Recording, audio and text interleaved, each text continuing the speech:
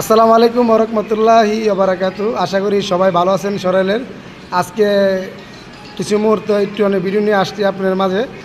আমাদের সামনে দেখতে পাচ্ছেন ক্যামেরার সামনে মামু ভাইনা। আপনারা কেমন আছেন?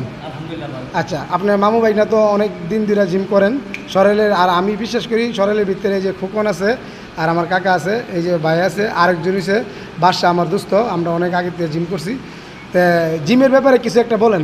জিমের আমাদের শরীরের ছেলেরা আছে না, বাজে পথে টাকা অনেক নষ্ট করে।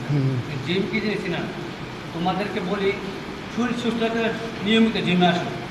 জিম একটা জিনিস জীবনে লাইফটা অনেক আগে নিয়ে যাবে। আর একটা জিনিস মনে রাখবা, সবসময় সিনিয়রদেরকে সম্মান করছি। আর তোমরা একটা কথা বলি, তোমরা যারা আসো হেরা গুলাম তোমরা সিনিয়র, ঠিক আছে? তোমরা সবাই সিনিয়রের কথা মাইনা চলবা, তাহলে হেরা তোমরা সিনিয়র। আর বিশেষ করে আমার দোস্ত বাদশা সবার সিনিয়র, যাতে গেলে আমরা একসাথে ব্যায়াম করছি।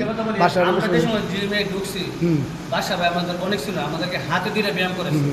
উনির অবদান অনেক বেশি। আসলে বাদশার কথা না বললেন আঙ্কেল, আমি জানি বাদশা আপনি ভালো একটা মনের মানুষ। বাদশা ভালো একটা ছেলে। আচ্ছা, এই কথাটা ওই যে আমাদের সরাইলের মামুরা যারা যারা কইতাছো জিম আইবা, মাগরিবের পরে আয়া তো জিম কি গরম রাই আমরা। আচ্ছা, ভালো ভালো বডি বিল্ডাররা দেখতে চাইলে মাগরিবের পরে জিমে আইসা তো।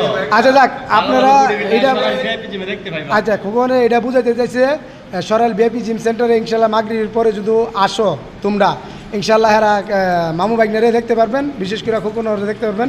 আরও যারা আছে আমাদের জিম সেন্টারে স্টুডেন্টরা সবাই দেখতে পারবেন। আর তোমরা একটা কথা বলি, আমি তো ট্রেনার আছি, ঠিক আছে? তোমাদের একটাই প্রশ্ন, হ্যাঁ তোমরা সিনিয়র, তোমরা সবাই মাইনা চলবা, হ্যাঁ ঠিক আছে? ইনশাল্লাহ ইনশাল্লাহ। আচ্ছা, যা ভালো থাকো, ধন্যবাদ। আজকের জন্য এই পর্যন্তই। সবাই জিম সেন্টারে আসবেন, সরাইল বিএপি জিম সেন্টারে আসলে মামু বাইকনারে সবসময় দেখতে পারবেন।